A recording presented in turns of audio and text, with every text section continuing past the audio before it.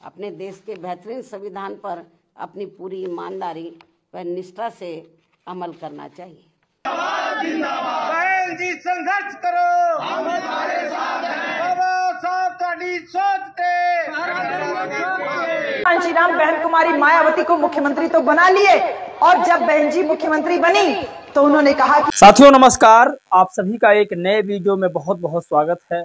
साथियों आज बात करने वाले हैं मायावती जी की। मायावती जी के बारे में कुछ ऐसा आपको बताएंगे जो शायद अभी तक आप लोगों ने नहीं सुना होगा। इसलिए आपसे रिक्वेस्ट है इस वीडियो को शुरू से लास्ट तक जरूर देखिएगा। जितने भी साथी बहुजन समाज के हैं उतना मेरे लिए पर्याप्त हैं, मुझे और किसी की जरूरत नहीं है। साथियों आज आपको बता दें कि बहुजन सुप्रीमो मायावती जी ने एक बड़ा ऐलान कर दिया है। उन्होंने कहा कि जो बीजेपी है वो कांग्रेस है और जो कांग्रेस है वही बीजेपी है। इन दोनों का मतलब एक ही है और ये दोनों एक ही थाली के चट्टे बट्टे हैं। कल मायावती जी ने प्रेस कॉन्फ्रेंस करके बड़ा आगाज किया है। कल संसद भवन की सुनवाई थी, संसद भवन में सांसदों ने अपनी बात रखी। मायावती जी का कोई भी व्यक्ति संसद भवन में नहीं है, एक भी सांसद नहीं है। उसको देखते हुए मायावती जी ने बड़ी चालाकी के साथ में एक प्रेस कॉन्फ्रेंस कर दिया, क्योंकि संसद भवन में जो संसद टीवी पर दिखाया जाता है वही लोग देखेंगे, लेकिन जो मीडिया दिखाएगी वो पूरा देश देखेगा। मायावती जी ने कल प्रेस कॉन्फ्रेंस करके बीजेपी का समर्थन कर दिया है, चुनाव के लिए नहीं। पूरी बात आप समझिएगा, कटिंग करके कोई भी वीडियो मत चलाना। कल बहन जी ने बीजेपी का समर्थन किया है सिर्फ और सिर्फ एक समान नागरिकता कानून पर, यानी यूसीसी पर। आप कल्पना नहीं कर सकते यूनिफॉर्म सिविल कोड क्या है, आपको मैंने पिछले वीडियो में समझाया भी है। और इस बिल पर बहन जी ने भी अपना समर्थन कर दिया है। आपको बताएंगे बहन जी के समर्थन करने का मतलब क्या है। वहीं सबसे बड़ी खबर आपको बताएंगे पंजाब और लुधियाना को लेकर के मायावती जी का वहां पर स्टेटस अभी क्या है। वहीं सबसे बड़ी खबर आपको आज बता दें कि आकाश आनंद ने जो कहा था वो करके दिखा रहे हैं। उन्होंने कहा था बसपा को हम खड़ा करेंगे एक बार फिर से, और आज उन्होंने बामसेब को फिर से तैयार करके और तमाम लोगों को इस संगठन को मजबूत करने के लिए आग्रह भी और प्रेरित भी किया है। तो ये भी आपको हम बताएंगे। और मायावती जी का यूसीसी पर समर्थन मतलब बीजेपी का समर्थन नहीं है। बीजेपी ने जो यूसीसी पास करने का काम किया है उस बिल पर मायावती जी का सिर्फ समर्थन है। इस बात को आप लोग नोट करिएगा। मैं आपसे फिर कह रहा हूं, आप लोग कटिंग करके वीडियो मत चलाइएगा। मायावती जी ने भी यही बात कहा था। आप पहले मायावती जी की पूरी वीडियो देख लीजिए, उसके बाद मायावती जी ने क्या क्या लिखा है वो भी आपको हम बताएंगे। लुधियाना पंजाब को लेकर के क्या खबर है वो भी बताएंगे। और प्रोफेसर इंदु चौधरी ने क्या लिखा है, क्या वीडियो बनाई है वो भी आपको हम दिखाएंगे। मायावती जी ने भारत समाचार से क्या कहा है वो भी हम आपको बताएंगे। और ये तमाम बड़ी खबर साथ में हम आपको बताने का काम करेंगे। लेकिन सबसे पहले आप बहन जी का वो वीडियो देखिए। देश व आम जनहित में तथा जाति व धर्म से भी ऊपर उठकर बाबा साहब द्वारा निर्मित किए गए अपने बेहतरीन संविधान पर, अपने देश के बेहतरीन संविधान पर अपनी पूरी ईमानदारी व निष्ठा से अमल करना चाहिए तथा इसकी आड़ में इन्हें अपनी राजनीतिक रोटी नहीं सेकनी चाहिए। इस खास सलाह के साथ ही अब मैं अपनी बात यहीं समाप्त करूं, लेकिन इससे पहले हमारी पार्टी एक देश एक चुनाव को लेकर वर्तमान भाजपा सरकार द्वारा 1-2 दिनों में लाए जाने वाले इस विधेयक का भी स्वागत करेगी। वैसे भी हमारी पार्टी गरीब व मजलूमों की ही पार्टी है और हमारी इस पार्टी के संगठन व चुनाव आदि भी इन्हीं के ही बलबूते पर चलाए जाते हैं व लड़े जाते हैं। जो गरीब मजलूम लोग हैं तो उन्हीं की आर्थिक मदद से, उनके तन मन धन से, उनकी मदद से ही पार्टी का संगठन चलाया जाता है, चुनाव आदि भी लड़ाए जाते हैं। क्योंकि हमारी पार्टी इसके लिए कांग्रेस, बीजेपी व अन्य दलों की तरह यहाँ बड़े बड़े पूंजीपतियों व धन्ना सेठों आदि से कोई भी आर्थिक मदद नहीं लेती है। ऐसे में एक साथ चुनाव होने से फिर हमारी पार्टी पर इन सब मामलों में बहुत कम खर्च का बोझ पड़ेगा। साथ ही इससे जल्दी जल्दी चुनाव आचार संहिता ना लगने की वजह से भी जनहित के कार्य ज़्यादा नहीं रुकेंगे। इसलिए हमारी पार्टी का ये मानना है कि इस मुद्दे की आड़ में कोई भी राजनीति करना ठीक नहीं है। अर्थात इस मामले में सभी पार्टियों को दलगत राजनीति से ऊपर उठकर देश व आम जनहित में कार्य करना चाहिए, तो ये बेहतर होगा, उचित होगा। इस सलाह के साथ ही अब मैं अपनी बात यहीं समाप्त करती हूँ। धन्यवाद। जय भीम व जय भारत। ये बहन जी का वीडियो था। बहन जी ने जो कहा वो आप लोगों ने सुना। लखनऊ बीएसपी अध्यक्ष मायावती जी का प्रेस कॉन्फ्रेंस, संविधान का राजनीतिकरण किया, संसद में संविधान का नाटक हो रहा है, संसद में मेरा भी अपमान हुआ था, कांग्रेस पार्टी वोटरों को गुमराह कर रही और संविधान में चर्चा में गंभीरता नहीं था।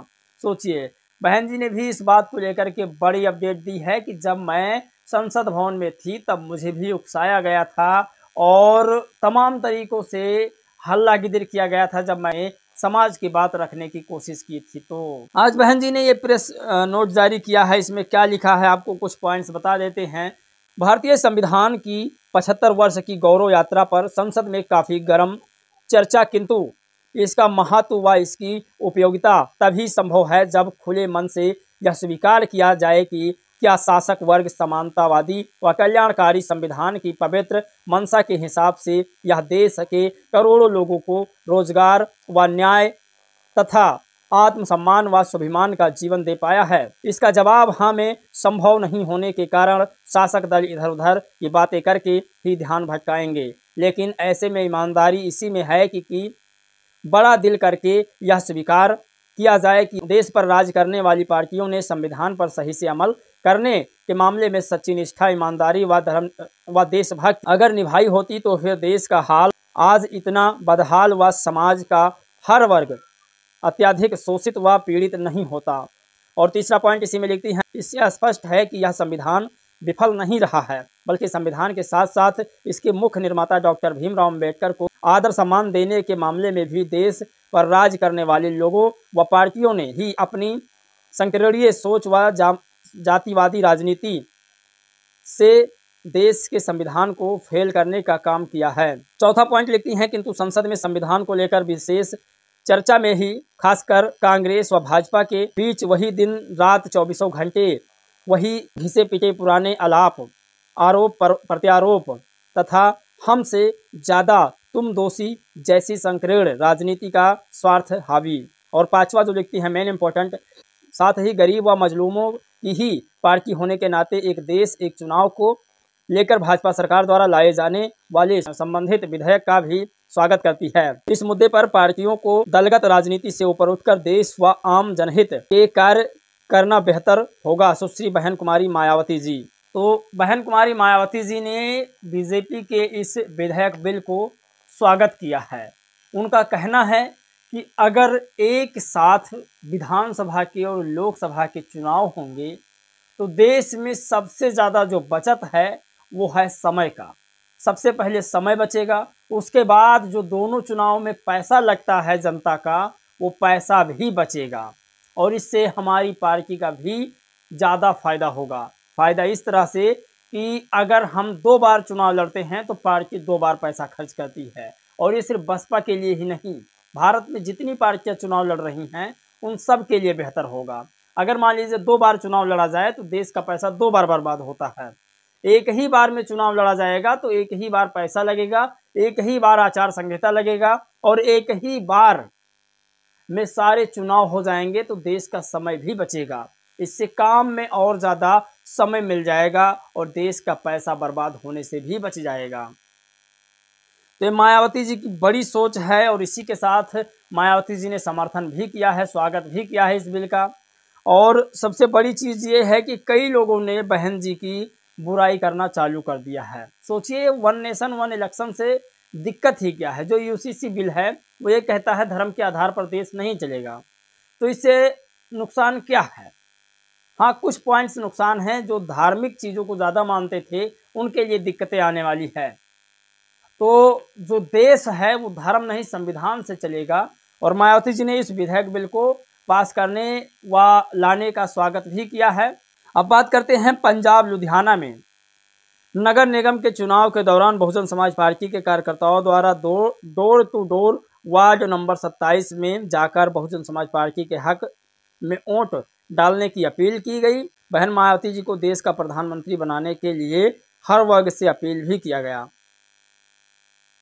तो ये अब आपको बता दें कि बसपा नेता आकाश आनंद ने क्या लिखा है। बसपा नेता आकाश आनंद आज हरियाणा के जिंद में जाकर बामसेब को संबोधित किया और बसपा में वापसी के लिए सकारात्मक हो चुके हैं। तो ये सबसे बड़ी खबर है आज। लेकिन एक वीडियो आप लोग और देखिए। मायावती जी जब पहली बार मुख्यमंत्री बनी तब वो लखनऊ, यानी प्रदेश की राजधानी लखनऊ है उत्तर प्रदेश की, वहाँ पर बाबा साहब के ऊपर माल्यार्पण करना चाहती थी। उन्हें पूरे लखनऊ में कहीं पर भी बाबा साहब की एक भी स्टेचू नहीं मिला था। मायावती जी के आंखों में आंसू आ गया कि इस देश की इतनी बड़ी जनसंख्या दलित समाज की, और उत्तर प्रदेश में खासकर सबसे ज़्यादा दलित समाज, और उस प्रदेश में बाबा साहब की मूर्ति ना होना। बाबा साहब की बहन जी ने मूर्ति भी बनवाई। बाबा साहब और काशीराम साहब, फूले, पेरियार, साहू, जितने भी हमारे बहुजन महापुरुष थे, उन सब के नाम पर एक पार्क जो है लखनऊ में बनवाया। अम्बेडकर पार्क में तमाम मूर्तियां स्थापित करवाई। दलित बहुजन प्रेरणा स्थल भी बनवाया। ये प्रोफेसर इंदु चौधरी ने लिखा है और वीडियो भी जारी किया। पहले आप लोग वीडियो देखिए। साहब कांचीराम बहन कुमारी मायावती को मुख्यमंत्री तो बना लिए, और जब बहन जी मुख्यमंत्री बनी तो उन्होंने कहा कि मैं बाबा साहब डॉक्टर अंबेडकर के चित्र पे माल्यार्पण करना चाहती हूँ, उनकी मूर्ति पे माल्यार्पण करना चाहती हूँ। और आप सब लोगों को जान के इस बात का बहुत आश्चर्य होगा कि लखनऊ जैसे शहर में बाबा साहब डॉक्टर अंबेडकर की प्रतिमा नहीं दिखाई देती।